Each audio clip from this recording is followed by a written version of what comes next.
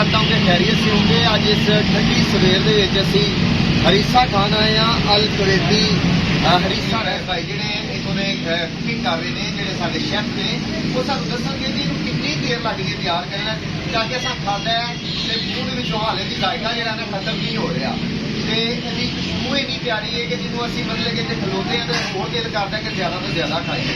सानूं ये दस्सणगे कि इहनूं कितना टाइम लगदा है और कितनी मेहनत दे नाल बना के। वो कह रहे हैं हमारा तो काम है, हमने तो भाई मेहनत करनी है, 10 घंटे भी लग जाते हैं, लेकिन हमारी ये रूटीन में चीज़ें आ रही हैं। आपको मैं बता रहा था जैतून का तेल, देसी घी, गंदम, दालें, मतलब कि बकरे का गोश्त, सबसे अच्छी सुगातें जो है वो देते हैं।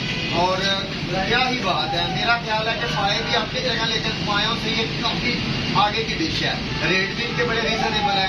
तो मैं चाहूँगा कि एक दफ़ा आप आएँ और खुद खा के चेक करें। Thank you so much. पुछना तो कहते हैं 10 घंटे इनू तैयार करना टाइम लगता है, जिहदे 2-3 दालां पैंदियां ने, फिर मतलब कि गंदम पैंदी है, बकरे का गोश्त पैंदा है, जिहड़ा जैतून का तेल पैंदा है, देसी घ्यो पैंदा है। उन्हें सारिया चीज़ां सानू नाल मतलब कि विच मिक्सअप करके दिखियां। हरीसा तैयार, उहदे नाल एक डिश पेश करते हैं जिहदे विच मतलब कि सौंफ हुंदी है, फिर उस तो बाद खजूर, सौंगी, ये चीज़ां नाल देते हैं। तो जिस तरह तुम देख रहे हो, नान बड़े काफ़ी अच्छे लग रहे हैं। इसे कलवंजी ला के तैयार किए जा रहे हैं। कलवंजी लाते हैं, ना कोई धनिया ना प्याज, स्पैशल कलवंजी लगती है।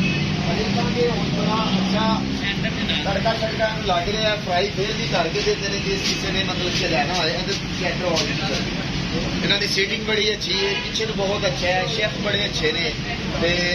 गुजरांवाले के शहर, पहलवाना के शहर के असीं आए हैं। बहुत वड्डी इत्थों की सुगात है हरीसा, सर्दी का गिफ्ट है। कहते हैं कि दिल के मराज वास्ते बड़ा चंगा। तो इस नाश्ते या हरीसा खा के और मतलब कि सेहत सुधा हो। Thank you. अपनी दुआवां च याद रखिए जी। मैं तुहाडे सारे दोस्तों का खादम आसिफ व्लॉग चैनल को लाइक, शेयर ते सबसक्राइब करो, ताकि और ज़्यादा दोस्तों के कोल वीडियो जा सके। Thank you so much.